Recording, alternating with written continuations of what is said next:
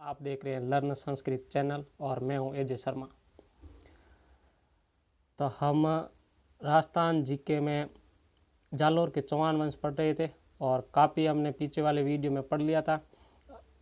चलो उससे आगे आज शुरू करते हैं। सिवाना दुर्ग को भी हमने पहले पढ़ लिया था, एक बार वापस देख लेते हैं। सिवाना दुर्ग बाड़मेर में है, अलदेश्वर की पहाड़ी पर बना हुआ है और इसका निर्माण वीर नारायण पंवार ने करवाया था। और सिवाना दुर्ग के उपनाम है, ये उपनाम पूछ लिए जाते हैं किसी भी एग्जाम में। मारवाड़ के राजाओं की शरण स्थली भी सिवाना दुर्ग को कहा जाता है और जालोर दुर्ग की कुंजी भी सिवाना दुर्ग को कहा जाता है। यहाँ तक हमने कल देख लिया था।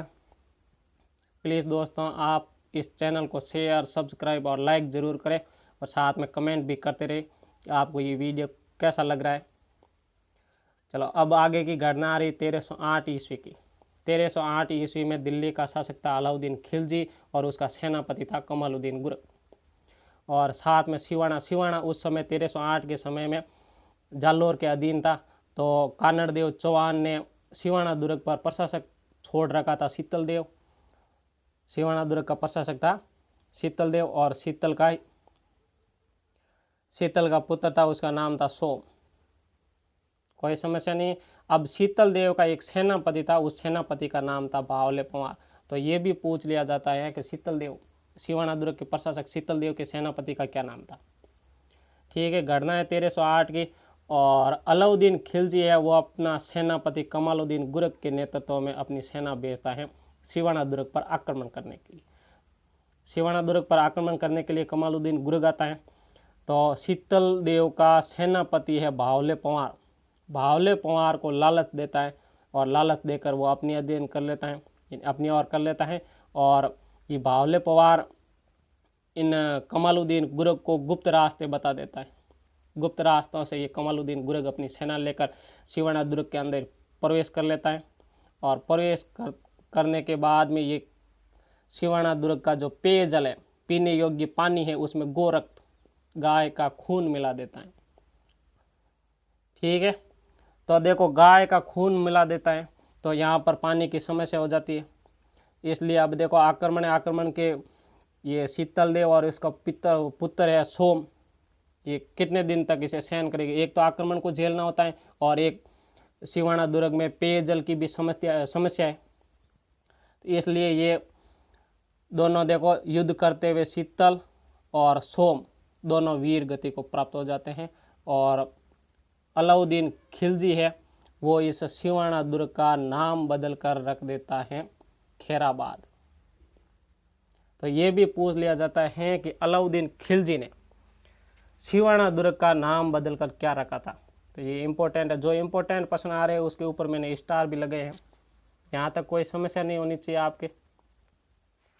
चलो आगे देखते हैं। आगे है आपके,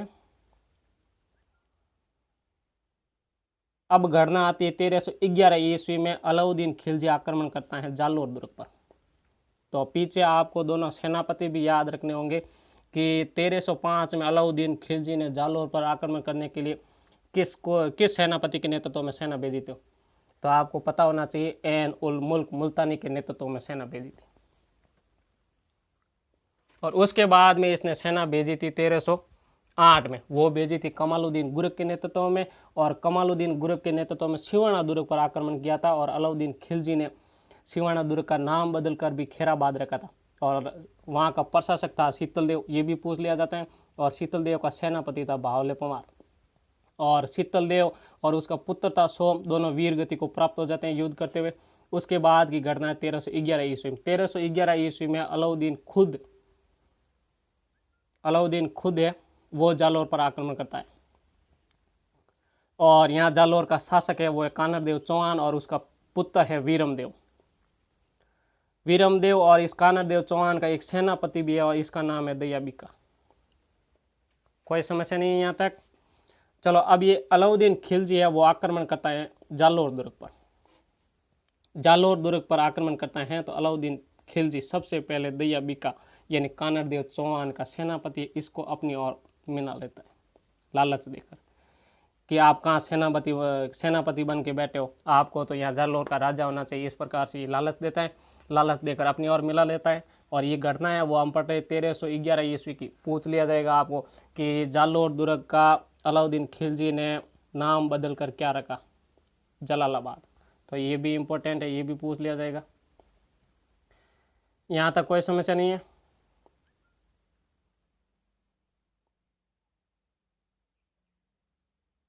नाम बदल कर रख दिया था इसने जलालाबाद। ठीक है। अब जब अलाउद्दीन खिलजी ने जालोर पर आक्रमण किया तो जालोर में थे कानड़देव चौहान और उसका पुत्र वीरमदेव। कानड़देव चौहान अलाउद्दीन खिलजी के साथ लड़ते हुए वीरगति को प्राप्त हो गए थे और उसका पुत्र था वीरमदेव। वीरमदेव आशापुरा माता के सामने जाकर, चौहानों की कुलदेवी भी है आशापुरा माता, आशापुरा माता के सामने जाकर अपनी कटार घोंप कर आत्महत्या कर लेता है। ये वीरमदेव है वो आत्महत्या करता है और कानड़देव चौहान लड़ते हुए वीरगति को प्राप्त होता है। तो ये है जालोर में चौहान वंश की कहानी। उम्मीद करता हूँ आप सबको समझ में आई होगी। प्लीज़ दोस्तों इस चैनल को लाइक, शेयर और सब्सक्राइब जरूर करें। अब देखो इसके जानकारी के स्रोत है। जानकारी के स्रोत कौन कौन से? जानकारी के स्रोत मतलब ये जो भी घटना हमने अभी तक जालोर के चौहान वंश के बारे में पढ़ी है वो हमें कौन सी पुस्तक से मिलती है। तो देखो जानकारी के स्रोत है उसमें सबसे पहला पद्मनाभ। पद्मनाभ की पुस्तक है कानड़देव प्रबंध। कानड़देव प्रबंध से जालोर के चौहान वंश के बारे में जानकारी मिलती है हमें। दूसरी पुस्तक है वो है अमीर खुसरो की। अमीर खुसरो की पुस्तक है उसका नाम है खजाइन उल फतुह। इस पुस्तक से भी हमें जालोर के चौहान वंश के बारे में जानकारी मिलती है। और तीसरी पुस्तक है फरिश्ता। फरिश्ता की पुस्तक है तारीख फरिश्ता। तो इनसे भी हमें जानकारी मिलती है। तो इन पुस्तकों के नाम भी पूछ लिए जाते हैं कि तारीख फरिश्ता किसका ग्रंथ है। खजाइन उल फतुह ये पुस्तक किसकी है। कानड़देव प्रबंध पुस्तक किसकी है। तो सबसे ज़्यादा यही पूछा जाता है, पद्मनाभ की पुस्तक या कानड़देव प्रबंध के लेखक कौन है। यहाँ तक कोई समस्या नहीं है। तो उम्मीद करता हूँ दोस्तों आज का सेशन आपको समझ में आया होगा। और मेरी आपसे रिक्वेस्ट है कि जितना से जितना हो इस चैनल को लाइक, शेयर और सब्सक्राइब जरूर करें। ये विशेष रूप से राजस्थान से संबंधित जो भी कंपटीशन लेवल का एग्ज़ाम होता है उन सब के लिए।